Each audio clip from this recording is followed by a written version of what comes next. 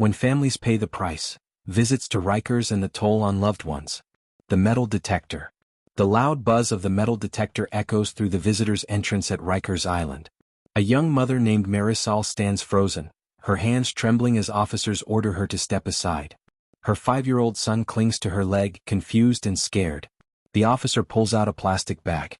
Inside, a small bundle of food, tamales wrapped in foil, that Marisol had prepared for her husband locked inside. The guard's voice is sharp. Contraband. Step over here. Marisol pleads, her voice cracking. It's just food. He hasn't eaten right in weeks. Please. But her words don't matter here. She is dragged into a cold, windowless room.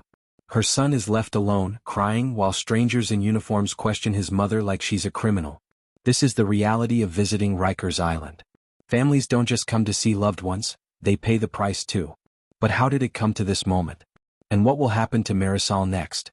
The long journey. 4 families of inmates, the punishment doesn't end at the prison gate. To even reach Rikers Island, relatives travel hours across New York. Some come by bus, some squeeze into cars, and some walk long stretches after the last subway stop. Marisol had been saving for weeks to make this trip. She woke her son at 5 a.m., packed the homemade food, and carried coins for bus fare. Every visit costs money, time, and energy, and for families living in poverty, it's a heavy burden. She whispers to her child during the ride, "We'll see Daddy today. Just stay strong." The boy smiles faintly, clutching the stuffed bear he always brings to show his father. The bus pulls up near the Rikers entrance. They are met not with warmth, but with fences topped by razor wire, correctional officers, and endless lines of visitors waiting under a gray sky. The low hum of worry spreads in the air. Everyone knows, the process inside will not be easy. But for Marisol, the journey that morning would lead her into a nightmare. The waiting room. Inside the visitor's center, families sit shoulder to shoulder. Mothers, fathers, children, grandparents, all waiting to see someone they love. The room smells of cheap cleaning chemicals and anxiety. Marisol fills out paperwork, her son restless on her lap. A correctional officer barks at a woman in line. No phones, no food, no makeup, no jewelry. If you don't listen, you don't get in. The rules are strict. Even a forgotten coin in your pocket can send you back outside. Hours pass. The little boy grows hungry, his legs swinging under the chair. Marisol whispers stories to calm him. But the clock ticks slowly and every delay builds frustration. And then, her turn comes. She walks toward the security line, her heart pounding. She has made it this far. Soon she thinks they will see her husband. But just as hope sparks in her chest, the metal detector changes everything. Cues. The buzz of the machine is sharp and final. A guard pulls her aside. Her son cries, begging not to be separated. She explains, it's just tamales. Homemade food. Nothing dangerous. But the officer doesn't care. They treat her like she's smuggling weapons or drugs. The food is thrown away. Her bag is searched. Her hands are swabbed. Her voice shakes as she tries to explain, but her words vanish in the noise of authority. Other families watch in silence, knowing it could be them next. Because here at Rikers, love itself is treated with suspicion. Marisol's son is taken to a corner by another officer. He sobs for his mother. And in that moment she realizes, this visit is no longer about seeing her husband. It's about surviving the system. The room feels colder. The stares heavier. And the punishment, for simply being family, has only just begun. The interrogation room. Marisol is escorted down a narrow hallway. The fluorescent lights buzz overhead, casting a sickly glow on the concrete walls. She is led into a small interrogation room with nothing but 2 chairs and a table.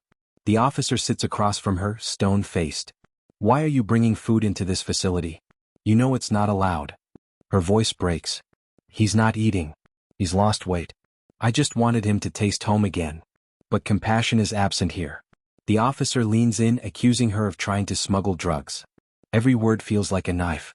Marisol insists on her innocence, tears streaming down her face. In the corner of the room, her son can be heard faintly crying, calling for her. That sound, his small, desperate voice, crushes her more than the accusations. For a family, this is the hidden toll of Rikers, being treated like criminals, even when your only crime is caring.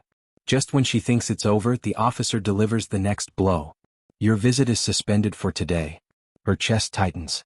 After hours of travel, endless waiting, humiliation, and fear, she will not see her husband. But the worst has not yet come. The walk of shame. Back in the waiting hall, Other families turn their heads as Marisol walks out, her son holding her hand tightly. She feels their eyes, some full of pity, others of quiet judgment. The boy whispers, "Are we going home, Mommy? We didn't see Daddy." Her heart aches. She bends down, hugs him and lies softly, "Next time, baby. Next time we'll see him." The truth? She doesn't know if there will be a next time. Every visit is a gamble, and now her record has been marked. But before she can even leave the facility, a voice echoes from behind. Another officer calls her name. Her body freezes. The punishment is about to get worse. The strip search threat. The officer approaches, holding her ID. "We need to do one more search before you can leave." Her stomach drops. She knows what this means, a strip search. Something no innocent visitor should ever endure. She begs, "Please, my son is right here. He's scared. I just want to go home." The officer's reply is cold, "Then cooperate." In that instant she feels what so many families of inmates feel, utter powerlessness. The same system that controls their loved ones inside also controls them outside the bars. Her son clutches her leg, terrified.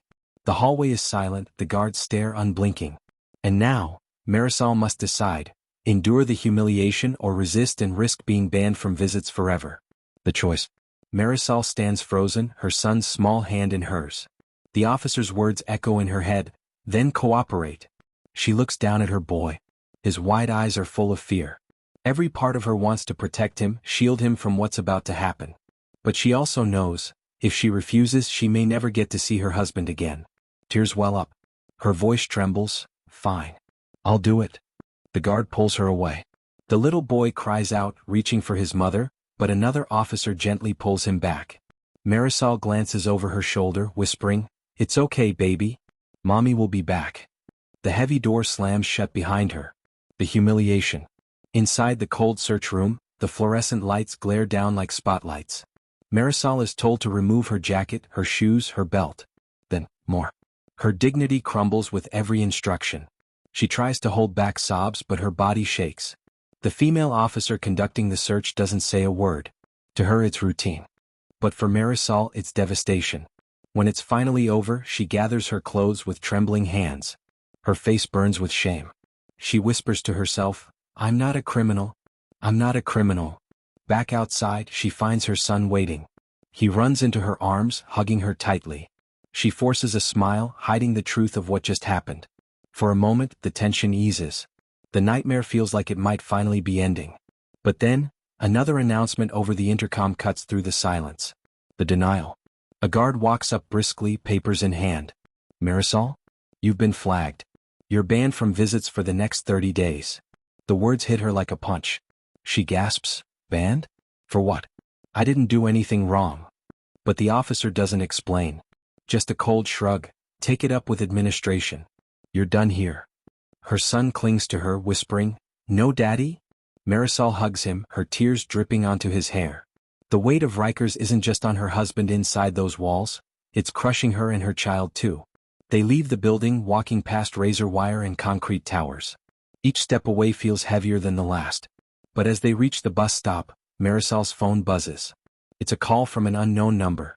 She hesitates, then answers. And what she hears will change everything. The call.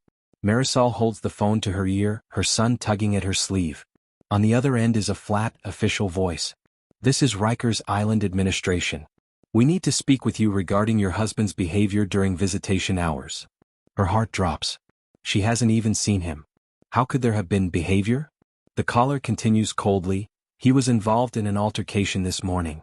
You'll be contacted by the disciplinary office. Until then, visitation is suspended." The line goes dead. Marisol stands frozen at the bus stop, the city's noise swirling around her. Her son looks up, confused. She forces a shaky smile, "It's okay, baby. We'll go home." But inside she feels crushed. Not only has she been banned, her husband is now in trouble and she has no idea why. The quiet ride home. On the bus back, silence fills the air. Families who manage to see their loved ones chatter quietly, sharing stories. But Marisol stares out the window, holding her son tightly. Her thoughts race. Was her husband hurt? Did he start a fight? Was he punished because of her detention at security? The questions are endless and there are no answers. Her son falls asleep on her lap, his tiny hand still clutching the stuffed bear he never got to show his father. For a moment, the ride feels calm, almost peaceful. But in her chest, dread keeps pounding. And then, her phone buzzes again. The news. This time it's not administration. It's her husband's sister. Her voice is panicked. Marisol, did you hear? He's in the infirmary. They said he was beaten after morning count. He's not allowed visitors. No phone calls either. Marisol's breath catches. She grips the phone tightly, her voice breaking. Beaten? By who? The answer is cold and final. No one will say. But you need to prepare yourself. He might not be the same when you see him next. The bus jolts forward, her son still asleep, unaware. Marisol feels like the ground has been ripped from under her. She set out to bring comfort to her husband. Instead, she is returning with fear, shame, and a truth too heavy for a child to carry. And as the bus rattles toward their neighborhood, she knows, this is only the beginning of the price families pay. The breaking point. Marisol paces her small apartment later that night. Her son is finally asleep, but her mind refuses to rest. Every corner of the room feels smaller, darker. She replays the day over and over, the security check, the strip search, the humiliation, the call, and now the news of her husband being beaten. She whispers to herself, they treat us like we're criminals too. The truth burns. Families of inmates carry invisible chains. They live under suspicion, shame, and fear, simply for being connected to someone behind bars. At last, Marisol picks up her phone and dials the prison complaint office. She doesn't know what will happen, but she knows she can't stay silent. The paper trail. The next day she receives an official letter in the mail. The envelope bears the seal of the Department of Correction. Her hands shake as she opens it. Inside, a cold notice. Visitation privileges suspended pending investigation. Any attempt to visit during this time will result in further penalties. Her stomach turns. Even on paper, the system speaks with punishment, not compassion. She shows the letter to her husband's sister. They sit at the kitchen table, whispering about appeals, lawyers, maybe even protests. But money is tight. Every option feels like another locked door. For a moment, the room falls silent. Hope flickers but faintly. And then the phone rings again. This time it's her husband himself. The call from inside. The connection is rough, static cutting in and out. But the moment she hears his voice, Marisol nearly collapses in relief. Mari, it's me. I don't have long. She rushes to speak, her words tumbling out. Are you okay? They said you were hurt. What happened? His voice lowers. Don't ask about that. Just listen. Whatever they told you at visitation, it wasn't about the food. They're watching you. Watching all of us. Her blood runs cold. What do you mean? Watching. The line crackles and then his voice cuts out. The call ends abruptly. Marisol stares at the phone, her heart pounding. Her husband's warning wasn't just about him. It was about her. About her son. About every family that dares to visit Rikers Island. And suddenly the question is no longer how much more she can take. It's, how far will this go? Shadows outside the walls. Days pass after that chilling phone call. Marisol can't shake her husband's words. They're watching you. At first, she tries to ignore it. She walks her son to school, picks up groceries, rides the bus like always. But she starts to notice things. A correctional van parked near her block. The same face showing up twice at the corner store. A man in plain clothes watching as she walks by. Maybe it's paranoia. Or maybe, it's Rikers reaching beyond its walls. Every glance over her shoulder makes her heart beat faster. She clutches her son's hand tighter, forcing a smile to keep him from sensing her fear. For families of inmates, freedom itself feels fragile. The Whisper Network. Desperate for answers, Marisol reaches out to other women she's met in the visitation lines. They gather in a small church basement, sitting in a circle of folding chairs. One by one the stories pour out. A mother banned from visiting after a random search. A grandmother humiliated in front of her grandchildren. A sister accused of smuggling drugs, though nothing was ever found. Marisol listens, her stomach churning. Her experience isn't unique, it's part of a pattern. Families, already broken by incarceration, are being punished in silence. An older woman leans in, whispering, "Don't think they don't know who you are. Once you complain, they make you pay." The room falls quiet. Fear hangs heavy in the air. For a brief moment, Marisol feels less alone, but also more vulnerable. And then her phone buzzes with a new message. The message. It's a number she doesn't recognize. The text is short, chilling, and direct. Stop asking questions. Or visits will be the least of your problems. Marisol's hands tremble as she shows the screen to the women in the basement. Gasps ripple through the room. One of them shakes her head. They're warning you. You need to be careful. Her son's laughter echoes faintly from the playroom down the hall. For him, life is still innocent. For her, every second feels like a countdown. The message is clear. Families don't just pay with money, travel, and humiliation. They pay with fear. And Marisol now has to decide, stay silent, or push forward into a fight that could cost her everything. The crossroads. That night, Marisol sits at the kitchen table. The warning text glows on her phone screen.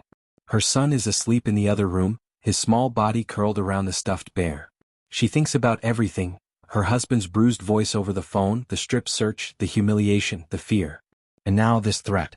She whispers into the silence, do I stay quiet, or do I fight?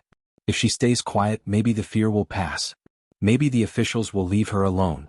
But her husband will remain behind bars, cut off, suffering. If she fights, she risks everything, her safety, her child's safety, even her right to ever see her husband again. The weight of the decision crushes her. Then she remembers her husband's words, they're watching you. And something inside her snaps. The first step. The next morning, Marisol walks into a lawyer's office in Lower Manhattan. The walls are lined with files stacked high, the smell of stale coffee lingering in the air. She places the warning text message on the desk. I need help. They're trying to silence me. The lawyer, a weary but sharp-eyed woman, leans forward. You're not the first to come in here with a story like this. But if we do this, you have to understand, it won't be easy. They'll push back. Marisol nods, her voice steady for the first time in weeks. I don't care. They've already taken enough from us. The lawyer begins drafting paperwork, preparing to file a complaint against the Department of Correction. It's the first step toward something bigger, accountability. For a brief moment, hope sparks. But as Marisol steps out of the office and back onto the busy New York streets, her phone buzzes again. The second warning. This time it's not a text. It's a voicemail. A man's voice, low and cold. You think paperwork is going to protect you? Stop now, or you'll regret it. The message ends abruptly. No name. No number to trace. Just the threat. Marisol stands frozen on the sidewalk, surrounded by rushing strangers who have no idea the storm she's in. Her hand shakes as she holds the phone. The choice is no longer just about visits. It's about survival. And as her son's voice calls from behind, Mommy, are we going home? She realizes the war is only beginning. Retaliation begins. The next day, Marisol notices her mailbox open and letters scattered on the floor. Nothing is missing, but everything feels disturbed. Her neighbor warns her, I saw two men by your door yesterday. Didn't recognize them. Fear creeps in. The message is clear. Someone wants her to know she's being watched. She tells herself to stay calm, but every knock on the door makes her heart race. The visit from officials. Two correctional investigators show up at her apartment. They flash badges and say it's about her husband's incident. Their questions quickly turn personal. Where she works, who watches her son, what group she's been speaking to. Marisol realizes this isn't an interview, it's intimidation. When they leave, she collapses on the couch, her son coloring quietly at the table. She whispers, they won't stop until I stop. But inside another voice pushes, don't let them win. The family divide. Marisol's sister begs her to stop. You have a child to think about. This isn't safe. Tears flow. Marisol knows her sister is right. Every step forward risks her son's safety. But silence means giving in to a system that crushes families without mercy. The family argues late into the night. At last Marisol whispers, I can't back down. Not anymore. The room goes quiet. The lawyer's warning. Back at the lawyer's office, she shares the new threats. The lawyer leans back, eyes serious. If we file this lawsuit, your life will change. They'll dig into your past, into your family. They'll smear you if they can. Marisol nods, her jaw tight. They already treat me like a criminal. At least this way I fight back. The lawyer sighs, then slides the papers across the desk. Sign and we start. Her pen shakes, but she signs. The court filing. The complaint is filed. Word spreads quickly among the prison families. Some call her brave. Others call her reckless. For Marisol, there's no turning back. Reporters begin calling. Advocates want to meet. For the first time, her voice feels like it matters. But that night, a shadow passes outside her window. A figure lingers too long before disappearing into the dark. Her son asks softly, Mommy, who was that? She can't answer. The husband's letter. A week later, a letter arrives from her husband. The handwriting is shaky, the paper smudged. Mari, they're punishing me for what you're doing. They moved me into solitary. But don't stop. Don't let them silence us. If they break us, they win. Her hands tremble as she reads. Tears stain the paper. The system is striking him to strike her. But his words give her strength. She whispers, I won't stop. For you. For us. The rally.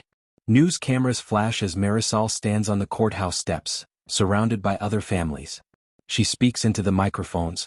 We are not criminals. We are mothers, sisters, children. We should not be punished for love. Her voice shakes at first, but grows stronger with every word. The crowd chants. For once, the fear doesn't silence them. It fuels them. But as the rally ends, a stranger slips her a folded note. The final threat. Back home, she opens the note. Her breath catches. Inside, in bold black letters. This is your last warning. No signature. No sender. Just finality. Her son's laughter drifts from the bedroom. The note crumples in her shaking fist. She knows the danger is real. But so is her resolve. The price of love. Weeks later, Marisol sits at the visitation line again. Against all odds, she's been allowed back. Her son sits beside her, holding his stuffed bear tight. Across the thick glass, her husband appears. He looks tired, thinner, but his eyes light up at the sight of his family. They press their hands against the glass. No touch, just the connection of love fighting through barriers. For a moment, the noise of guards and rules and punishments fades. This fragile moment, is what families fight for. And it is why they pay the price again and again. As Marisol leaves with her son, she knows the battle isn't over.